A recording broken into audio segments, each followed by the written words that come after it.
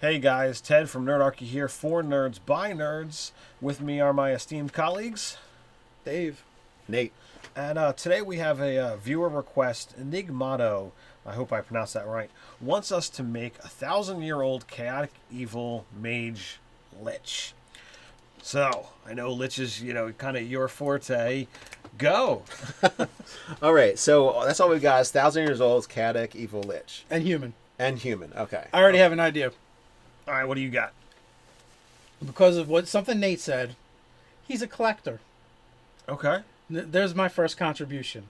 that's Okay. a good idea. Well, what does he collect? We've had 1,000 years to collect things. So, we could go with antiquities, we could go with magic items, we could go with lore and knowledge. Sounds like me. I would think No, we didn't say useless pieces of plastic. Oh, damn it! that may or may not be worth something. Hey, some of that's paper too. Yes. So I like the collector idea. I would say that some of it is magical, but some of it is more, it's almost like museum-like. So, antiquities. Yeah, so he's got some things, probably some civilizations that may or may not exist. He's 1,000 years old, so we're talking human standards. Or is he a collector of lost things? Yeah, that's where I was gonna go. It's like, okay, if you've got an artist that was known for a while, but his stuff was destroyed by such and such, he possibly himself. No. He was actually a archaeologist or Tomb Raider type character, right? Seeker of knowledge and lore, and he wasn't evil to start with. He was actually probably good. He probably wanted to bring these things forth to society to help enlighten and also learn from the past. And so his curiosity led him to these places to gather this information, find these antiquities, catalog them, study them. But one of them was cursed.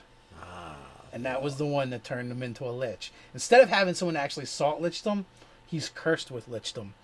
And but not only that, it part of the curse is it warped him and turned his passion from a passion into an obsession. And so at any cost obsession. So Yes. you can actually go with this. That beyond the item cursing him, that's the phylactery. Yes. It just, I got Like your soul. Like a cursed soul jar is like, here, your soul's in here now, and your body can't die. Yes. Isn't that nice? Yeah, so over the years, I mean, it might not have instantly happened. Maybe over the years, it kind of has slowly warped him towards where this is kind of, it was his life, and now it's his existence. This idea of capturing things and keeping them. And if you've been around for 1,000 years with lots of spell books, you're probably like gonna accidentally learn shit. Yeah. And yeah, ancient lore and forbidden lore and all kinds of crazy things that would over the years. Now is he an experimenter as well, or has he just gone for slowly amassing power over time and items? So I would see it being an amassing. Like he would kind of Collecting for collecting's sake. yeah, he would be restless. Like he probably would have like layers and layers, like using his spell power that he's come across over the years. Like he's got layers and layers of magical protections around his things so that nobody can touch it. Like almost to the point that half the stuff or more he doesn't even touch. Like you've got shelves and shelves worth of things. He's like a dragon with schizophrenia, and he's super paranoid about people touching his shit. The dragon wants to lay on it and smother it and this and that. But everything it's got a place. He doesn't like things being touched. Yeah, It's probably but not obsessive in that sense. But I mean, he's probably got a staff of unseen servants happening all the time. and then he goes out and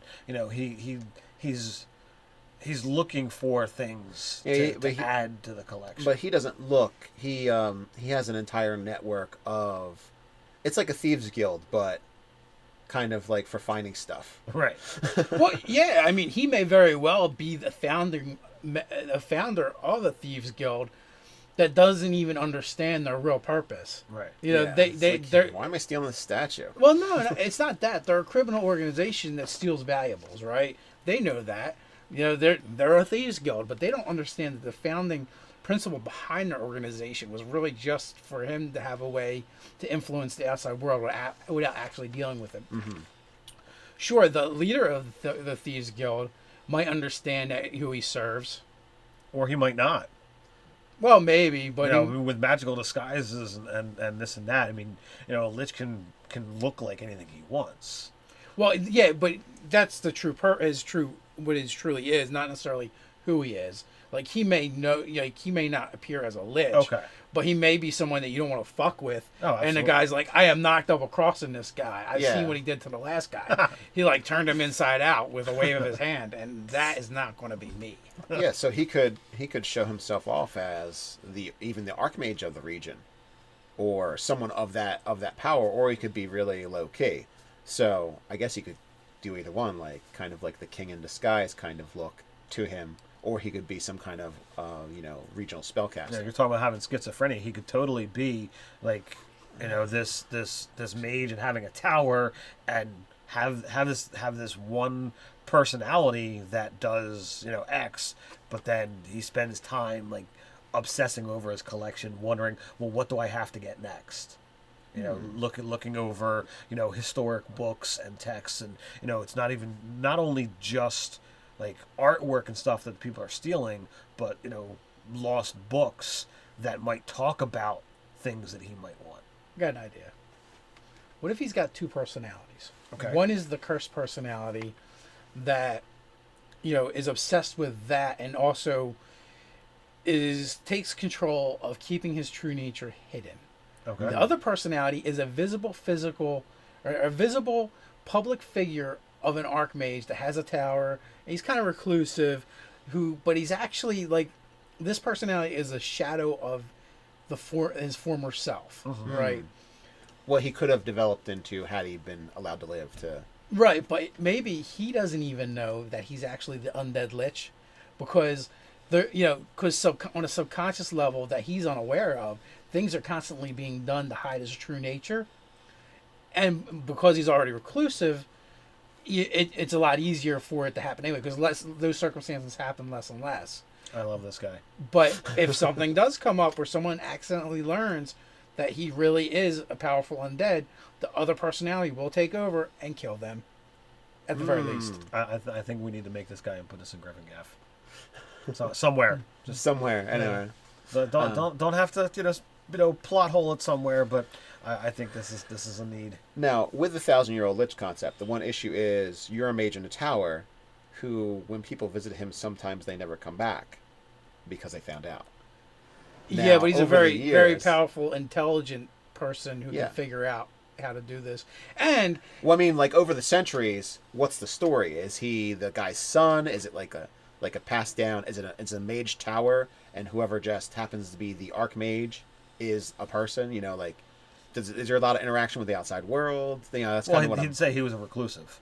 Okay, reclusive. yeah, So he's like an what if- archmage hermit. right? And what if he was an elf and he does live a long time? What if he is one of the races that lives a long time? Or what if he just disguises himself as one of the races? Because in essence, he's still like we would go and figure out the personality for who he was. Okay, yeah. And then we'd make the second character, the second NPC of who he is. And then, that second one would imprint anything it needed onto the first one to maintain his secrecy. I see, yes. So the curse is really based around that original character. So the original one was a collector for the betterment and the expansion of knowledge. Right. Where this guy is a hoarder of, no one else will know this but me.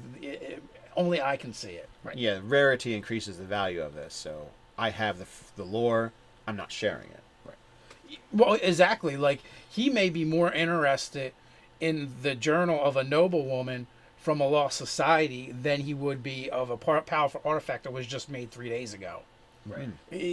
Because of his perceived value of lost things. Right. So that's kind of like my ideas. I don't know, you guys. I really dig it. I think it's an amazing character. It's got a lot of layers, a lot of things that you can use for role playing, for story, and wherever you put him, it's gonna enrich the world. So the public personality, maybe that's the one that actually interacts with the Thieves Guild. Oh. Yeah, but Yeah. only like it's only going to interact with like one person, two people. Oh yeah. I Like agree. finding someone else finding out who they're interacting with that person, that's like a death sentence, if you're lucky.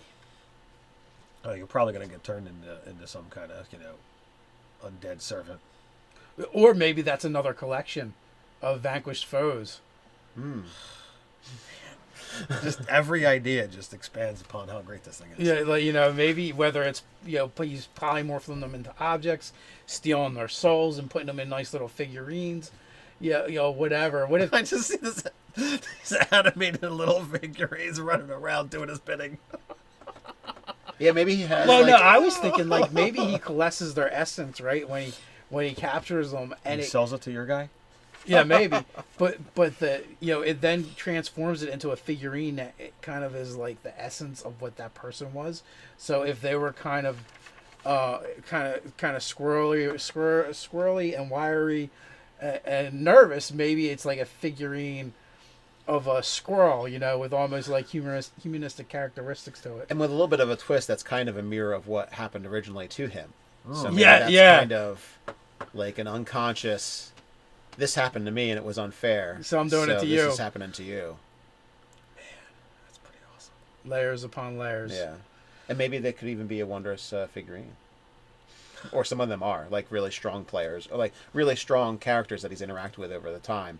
Maybe they've become more than just simply. Figurines. Well, yeah, of that could be Wondrous an interesting way to implement a figure in Wondrous Power, and because it could be not a person but a creature as well. Mm-hmm. So yeah, that would be really interesting. Like if they're strong-willed enough and someone else enacts the magic, they can briefly come back to life. a form they once held. Yeah, and that could be a really cool NPC that might have information from hundreds of years ago, depending on when they were put in. They might be a little off because Or- maybe they're conscious while Or they're in maybe there. while they're in that form too, he can communicate with them. Or you also have the item could be kind Oh, of it's like a creepy, weird doll collection that he talks to. could be like the magic item could have a dual layer. You could either have it be that you can turn into the creature that is the figure or the person. So Yeah, you can have it either way, or maybe the creature has the personality of the person. No, but I'm saying like like a you've magic got dog animal you've or got something. choices. It's like, oh well, you happen to be, oh, you're a fighter, so you're gonna appear in your in your garb with your stuff and fight, or you could have it turn into this creature that's large enough for you to actually ride.